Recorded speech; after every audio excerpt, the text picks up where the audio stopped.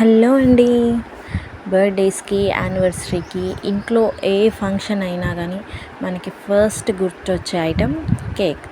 So ఆ కేక్ని, అది కూడా కూల్ కేక్ని మన ఇంట్లో ఉన్న వాటితోనే ఎంత ఈజీగా అండ్ హెల్తీగా ఎలా ప్రిపేర్ చేసుకోవాలో నేను ఈ వీడియోలో మీకు ఎక్స్ప్లెయిన్ చేస్తాను. సో వీడియో ఎక్కడ స్కిప్ చేయకుండా వీడియో మొత్తం చూసేయండి. చూసారు కదా, కేక్ కూడా చాలా ఫ్లఫీగా అండ్ పర్ఫెక్ట్గా వచ్చింది. ట్రస్ట్ మీ, టేస్ట్ కూడా చాలా బాగుంది. సో ఇలాగే నేను చెప్పినట్టు కూడా మీరు కూడా ట్రై చేస్తే మీకు కూడా పర్ఫెక్ట్ కేక్ వస్తుంది. అండ్ మీరు కూడా నమ్మచ్చో లేదో, ఇది నేనైతే ఫస్ట్ టైం చేశాను అండ్ పర్ఫెక్ట్గా వచ్చింది. సో మీరు కూడా ట్రై చేయండి. సో లేట్ చేయకుండా వీడియోలోకి వెళ్ళిపోదాం, పదండి. అండ్ కొత్తగా మన ఛానల్ని చూసేవాళ్ళు ప్లీజ్ సబ్స్క్రైబ్ చేసుకోండి.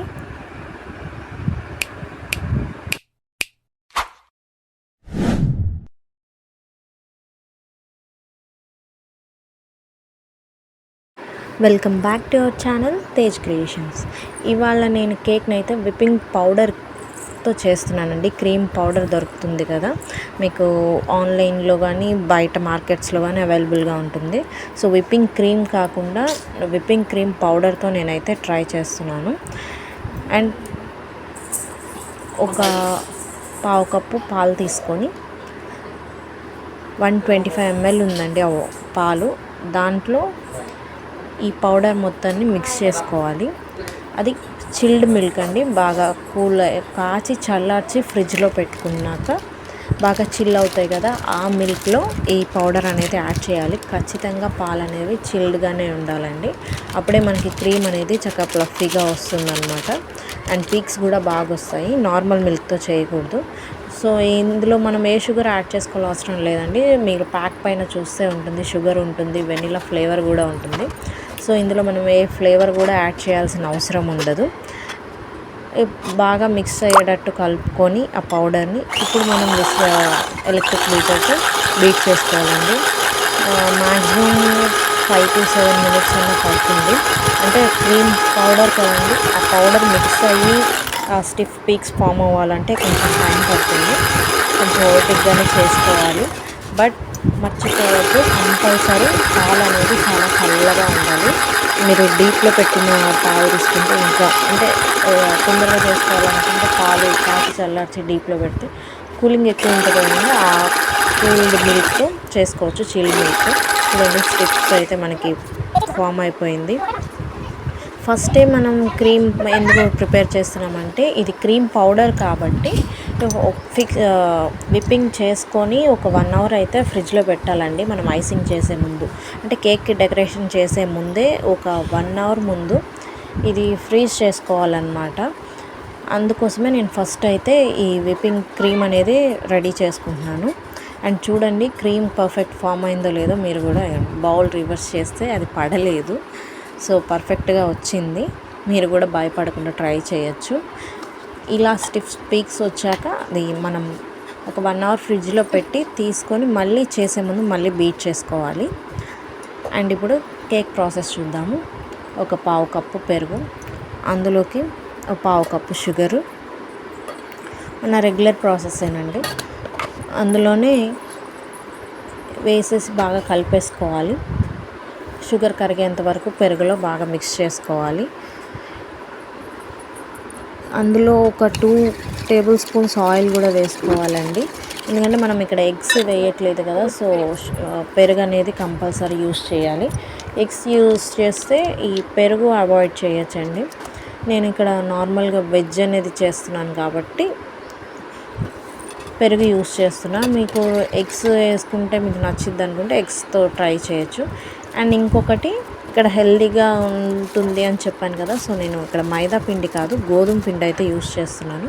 చూడండి, 1 కప్పు గోధుమ పిండి తీసుకున్నాను. మీరు మైదా అయినా యూస్ చేయొచ్చు, మీ ఇష్టం అది. కానీ గోధుమ పిండితో కూడా చాలా బాగుంటుందండి. ఇందులోనే 1 tablespoon baking powder and 1/2 teaspoon baking soda వేసుకొని పిండి మొత్తం బాగా కలిపేసుకొని జల్లెడ పట్టేసుకోవాలి. గోధుమ పిండి వల్ల టేస్ట్ ఏం మారదండి, చాలా బాగుంటుంది కూడా. సాఫ్ట్ స్పంజ్ కేక్ అనేది ఒకసారి ట్రై చేయండి. నార్మల్ కేక్స్ కూడా మీరు యూస్ చేయొచ్చు గోధుమ పిండి అనేది. అండ్ పిల్లలకి మంచి హెల్దీ కూడా బాగుంటుంది కూడా. సో మొత్తం ఇది జల్లేసుకున్నాక ఇట్లా కట్ అండ్ ఫోల్డ్ పద్ధతిలోనే కలుపుకోవాలండి మొత్తాన్ని. అండ్ గోధుమ పిండి కాబట్టి కొంచెం వాటర్ ఎక్కువ, ఐ మీన్ పాలు ఎక్కువ పడతాయండి. కొంచెం కొంచెంగా పాలు పోసుకుంటూ కలుపుకోవాలి. ఒకేసారి పాలు వేసుకోకూడదు, కొంచెం కొంచెంగా పోసుకుంటూ కలుపుకోవాలండి. కొంచెం టైం ఎక్కువ పడుతుంది. గోధుమ పిండి అనేది కొంచెం రఫ్గా ఉంటుంది కదా, సో వాటర్ కూడా ఎక్కువగా కన్జ్యూమ్ చేస్తుంది. పాలు కూడా ఎక్కువ కన్జ్యూమ్ చేస్తుంది. చూడండి ఇలా ఫ్లఫీ పోరింగ్ టెక్స్చర్ వచ్చేంత వరకు మనం మెల్లిమెల్లిగా నెమ్మదిగా పాలు పోసుకొని కలుపుకోవాలి. అలాగే ఒక టేబుల్ స్పూన్ వెనీలా ఎసెన్స్ అంతా అయిపోయాక లాస్ట్లో ఒక టేబుల్ స్పూన్ వెనీలా ఎసెన్స్ కలుపుకోవాలి. అండ్ ఒక కేక్ ట్రే తీసుకొని దానికి ఆయిల్ అప్లై చేసి ఇలా పిండితో మంచిగా దాన్ని రెడీ చేసుకున్నాను, డస్టింగ్ చేసుకొని. ఇప్పుడు మనం రెడీ చేసి పెట్టుకున్న కేక్ బ్యాటర్ని ఇందులోకి పోర్ చేద్దాం. చూడండి మంచి పోరింగ్ కన్సిస్టెన్సీ బాగా వచ్చింది కదా. మరీ హార్డ్గా కూడా ఉండకూడదండి, ఎందుకంటే గోధుమ పిండి అనేది కొంచెం హార్డ్నెస్ ఎక్కువ ఉంటుంది, ఇంకా గట్టిగా అయిపోతుంది అనమాట. సో కొంచెం లూజ్గానే ఉండాలి పిండి అనేది. నేను ఆల్రెడీ ప్రీహీట్ చేసుకున్నానండి. ఇక పాత రైస్ కుక్కర్ ఉంటే ఆ గిన్నెలో ఒక స్టాండ్ పెట్టి ప్రీహీట్ చేసుకున్న ఒక హాఫ్ అన్ అవర్ ముందు, అంటే కేక్ బ్యాటర్ రెడీ చేసే ముందు. సో మీరు కూడా కేక్ బ్యాటర్ రెడీ చేసుకునేటప్పుడే ప్రీహీట్ చేసుకోండి. సో ఇందులో మన కేక్ పెట్టేసి ఒక 45 మినిట్స్ తర్వాత ఓపెన్ చేసి చూస్తే వావ్, మన కేక్ భలే రెడీ అయిపోయిందండి. అండ్ స్మెల్ కూడా చాలా బాగా వస్తుంది. మీకు స్మెల్ అయితే చూపించలేను కానీ కేక్ అయితే చూపిస్తున్నా చూడండి. అండ్ ఇప్పుడు చాకుతో పొడిచి చూస్తే మనకి తెలిసిపోతుంది కదా కేక్ అయిందో లేదో. ఆల్రెడీ అయిపోయింది అనిపిస్తుంది. ఇదిగో చూడండి చాలా క్లీన్గా వచ్చేసింది నైఫ్ కూడా. సో ఇప్పుడు ఇది స్టవ్ ఆఫ్ చేసేసుకొని మనం కేక్ అనేది బయటకు తీసేద్దాం.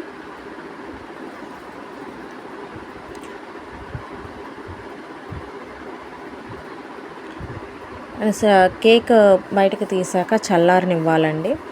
చల్లారనివ్వడం అంటే మామూలుగా నార్మల్ కూల్ కాదు, పూర్తిగా చల్లారిపోవాలి. అప్పుడే మనకి కేక్ ఐసింగ్కి బాగా సహకరిస్తుంది. సో చూడండి చాలా ఒక 30 మినిట్స్ పట్టింది. ఆ తర్వాత డిమోల్డ్ చేస్తున్నాను నేను కేక్ని.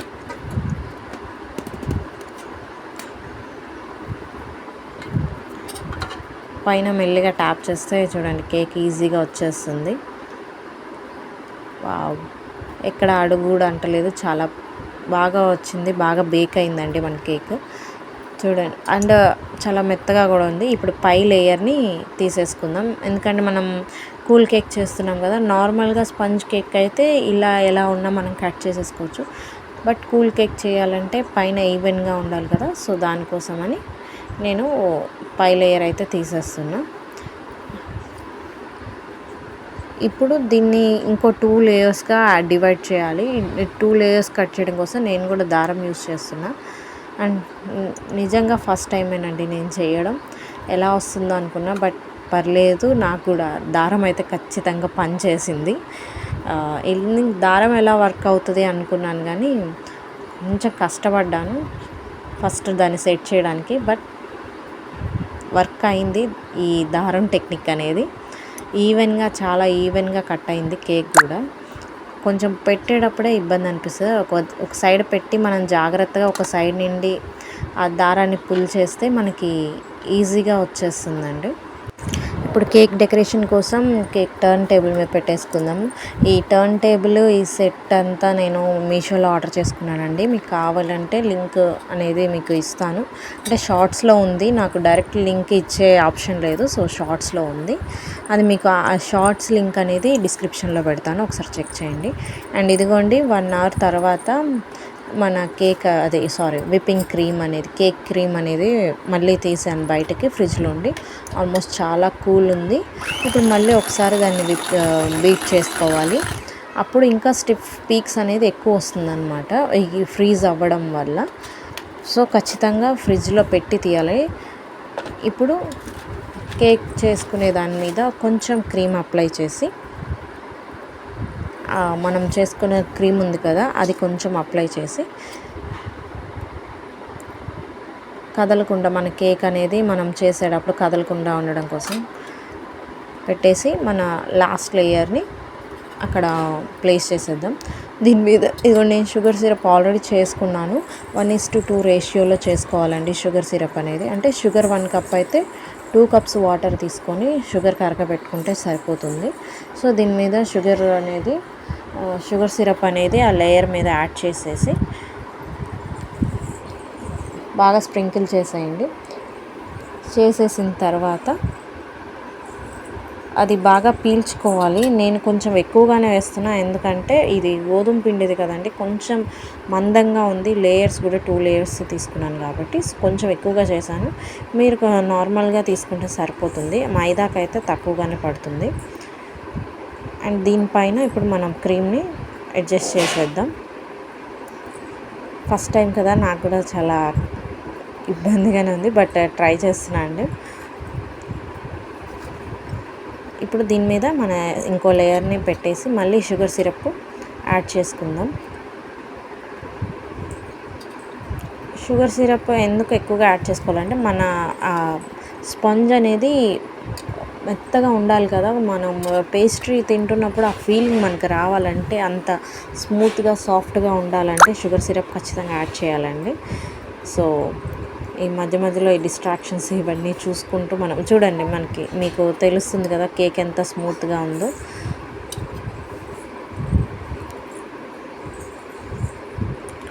దీనిపైన మళ్ళీ ఇంకో లేయర్ మనం ఇది యాడ్ చేసేసుకోవాలి నీట్గా క్రీమ్ అనేది. సో పై లేయర్ కూడా మొత్తం క్రీమ్ వేసి అడ్జస్ట్ చేసేసుకోవాలండి. క్రీమ్ మనం డెకరేషన్ చేసుకోవడమే చాలా పెద్ద ప్రాసెస్. అండ్ చూడండి, నాకు కూడా చాలా టైం పట్టింది. కేక్ చేసేవి, డెకరేషన్ చేసేవి అన్నీ బాగానే ఉన్నాయి, కానీ బట్ చేయడం మాత్రం మనకి ఇంట్రెస్ట్తో కూడుకున్న పని అన్నమాట. మనకి ఇంట్రెస్ట్ ఉండి మనం చెయ్యాలి అని ఖచ్చితంగా చేస్తేనే కానీ ఇది కంప్లీట్ చేయలేము. అండ్ నాకైతే చాలా టైం కూడా పట్టింది. అండ్ ఇది విప్పింగ్ క్రీమ్ పౌడర్ కాబట్టి క్రీమ్ కూడా చాలా లైట్గా ఉందండి. అండ్ వెనిలా ఫ్లేవర్ కూడా. వీడియో అయితే లెంగ్తీ అయిందని స్కిప్ చేయకండి, చూడండి. అంటే మీరు ఫస్ట్ టైం చేస్తున్నప్పుడు మీకు కూడా ఇలాంటి ఎక్స్పీరియన్స్ అవ్వచ్చు కదా. సో నేను చేసేది మిస్టేక్స్ ఏమన్నా ఉంటే అవి మీరు చేయకుండా ఉంటారని నేను ఎక్కడా స్కిప్ చేయకుండా చూపిస్తున్నాను వీడియో కూడా. సో చూడండి. అండ్ క్రీమ్ కూడా ఇట్లా అడ్జస్ట్ చేయడానికి దాని మీద చాలా టైం అయితే పట్టింది నాకు. ఇది కూడా మీకు కొంచెం ఫాస్ట్ ఫార్వర్డ్లోనే చూపిస్తున్నాను నేను. అండ్ మొత్తం సెట్ చేసేసాక మొత్తం దాన్ని డెకరేషన్ చేసుకోవడం అనేది చాలా పెద్ద ప్రాసెస్. కేక్స్ మనం వెళ్ళి ఎప్పుడు తెచ్చేసుకుంటాం కదా, ఏముందిలే ఒక 300-400 పెడితే ఒక ½ kg కేక్ వచ్చేస్తుంది కదా అని అనిపించేది. కానీ ఫస్ట్ టైం చేసినప్పుడే అనిపించింది ఇంత కష్టం ఉంటుందా దీని వెనకాల అని. సో చాలా గ్రేట్ అండి చేసే వాళ్ళందరూ.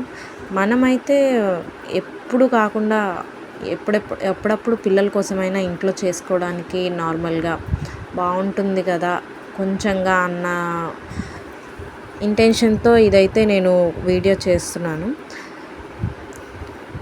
అండ్ మనం 1-2 సార్లు చేస్తే మనం కూడా పర్ఫెక్ట్ అయిపోవచ్చండి. ఎందుకంటే ఫస్ట్ అయితే మనకి దేనికైనా ప్రాక్టీస్ అనేది అవసరం కదా. సో నాకైతే అనిపించింది నాకు కూడా ఇంకొంచెం ప్రాక్టీస్ కావాలి అని.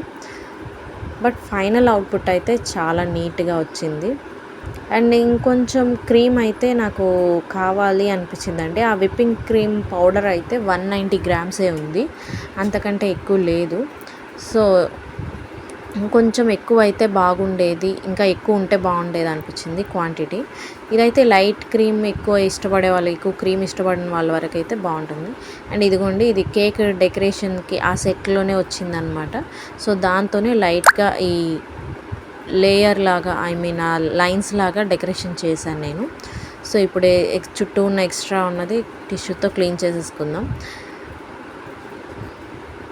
అండ్ ఈ కేక్ ప్యాడ్ కూడా మనం దాంట్లోనే మీషోలోనే వచ్చిందండి, ఆ టర్న్ టేబుల్తో పాటు. ఈ డెకరేషన్ చేసే ఎవ్రీ ఐటమ్ దాంట్లోనే వచ్చింది. సో మొత్తం క్రీమ్ అంతా అయిపోయింది, కొంచెం ఉంది. దాన్ని పైన మనం ఇంకొంచెం డెకరేషన్ చేసుకుందాము. దాంట్లో ఏదన్నా కలర్ యాడ్ చేసుకొని